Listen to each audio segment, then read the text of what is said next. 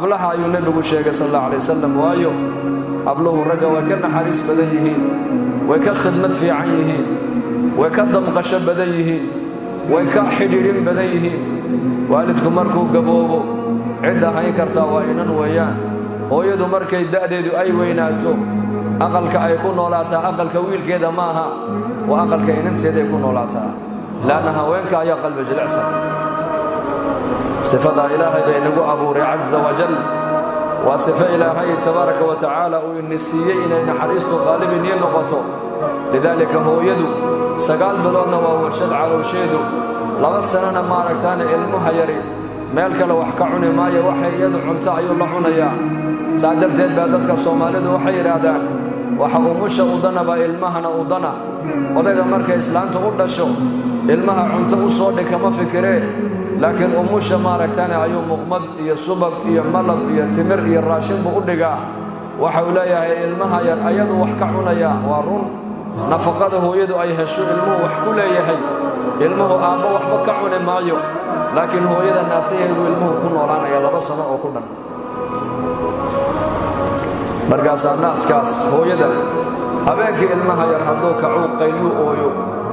oo inta nooca ay tahay hooyada garanaysa aabuhu ma garanayo odaygu wuxuu leeyahay ilmaha yar naga sii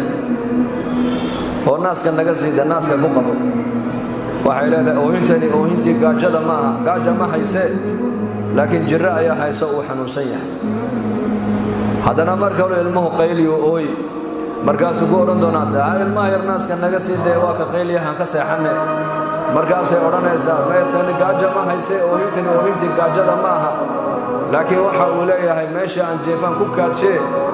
gowasha aan ku jiifo way qoyday iga badil buulayo hadana way ka badil markiiba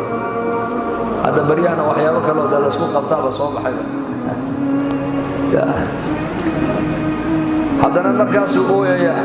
la ilmaha yar maxaa helay buulayaha markaaba muu buka markaas ay leedahay maya oo intii bugtaanta ma ahe lula ayaa hayso wuxuu leeyahay hurda ay haysay maama isaaxib uu leeyahay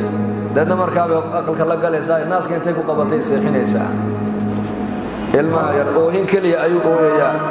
laakiin oo inta macnay sameynayso aabuhu ma fahmaayo inankuna walaalkiina ma fahmaayo adeerkiina ma fahmaaye hooyada un baa fahmaysa laana sifada hooyada ilaahay baa geliyay tabaaraka wa tacaala marka haweenku مكانت بدينة الإسلام كأين لكت مكانت وين وهويو وورشد والناس موجسو وبربارسو ومعلمة ومربية علمه انت بدن هويو أكفر يا أبا ما أكفر يو هذا هويد الصالحات أي نقطه قبر وناكسن ودين لو الله كعبس لحد أي نقطه علمه انت بدن هويد الراعيان يكون ديانا يا لكن هويد حد أي نقطه أن دين دنينين وإلهي أن كبقين وننك يدنا أنا ضيعين وصلاة أنا كد دالين هدين نقطنا علمه انت بدن سيده يدو أي نقطي يلام بالليل برقا حقاقا هوينكو أي نو حقاقا يان وحادو غاتان مجتمعو نمبا أي نو حقاقا يولا ليال لكن هوينكو هدين بالعنتو هدين نقحماتو وحادو غاتان كلي ودمحماني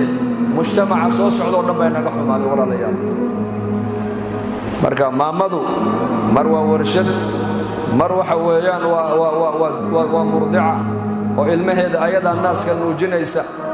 وحال دوني الناس كمركات نوجنيسة إلمها غنى هذا تكريس إن ذوي السقف كانوا جسايا فيعا هذا نتكرينا مركات الناس كأتكو قبنيسو وإن أدبسك أقبتا وحال على برق السد نبغرة أو بغردي مسلمين تصومر كمدها أيا أصوغ لحاجية ديسي مرود ديسي أصوغ لي isaga oo maaragtaan aad u murugaysan oo naxsan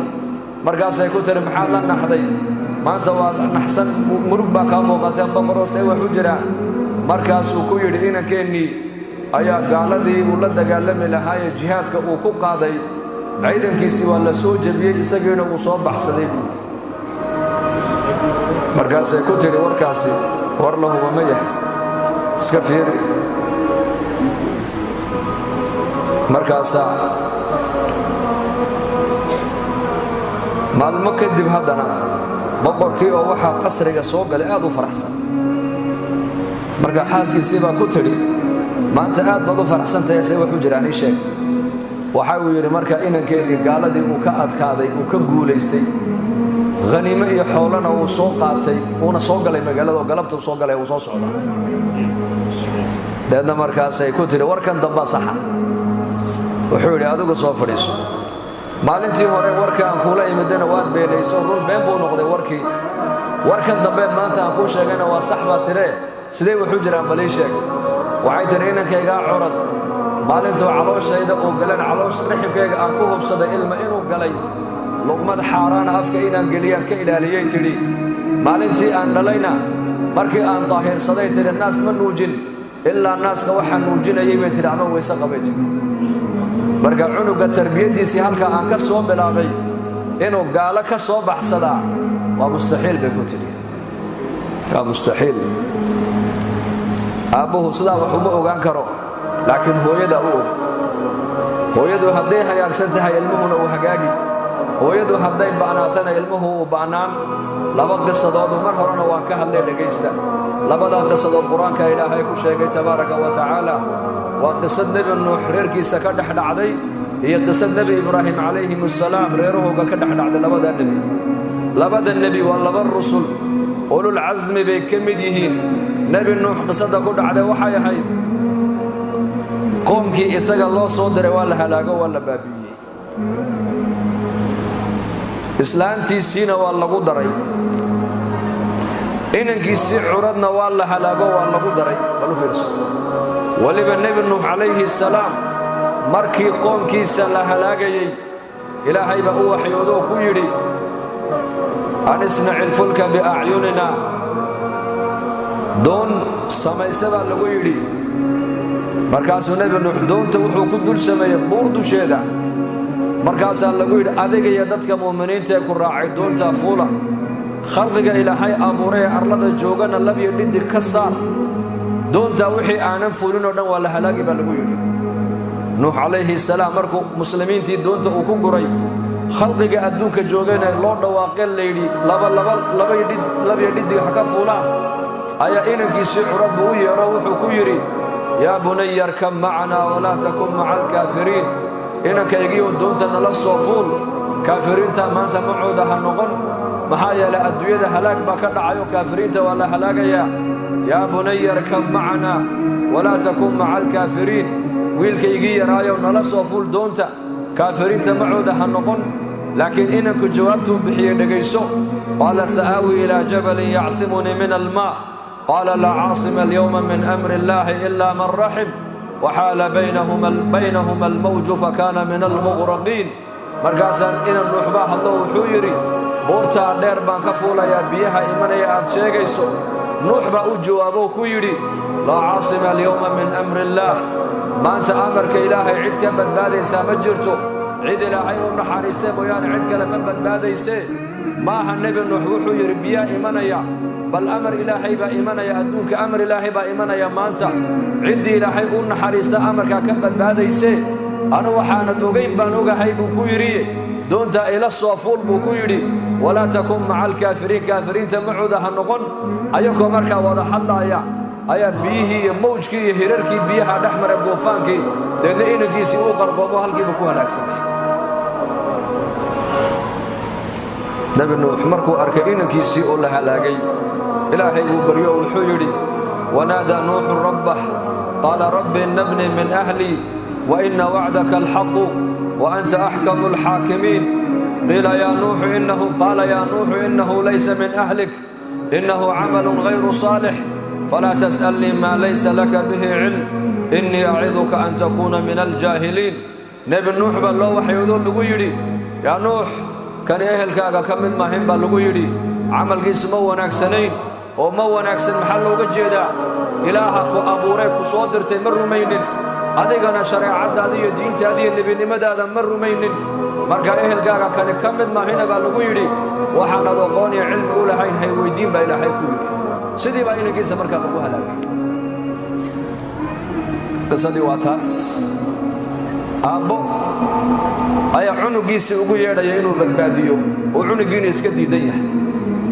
قصد الله بعد وحويا وقصد النبي إبراهيم عليه السلام يويل قيس إسماعيل نحمرته ismaaciil markuu ibraahim uu soo galay maka waxaa amar lagu siiyey inankaaga ismaaciil qaado xagga ula kacbaa lagu yidhi jamaraadka dhagaxtuurka laga tuuro xajkeen mine ay ku taalo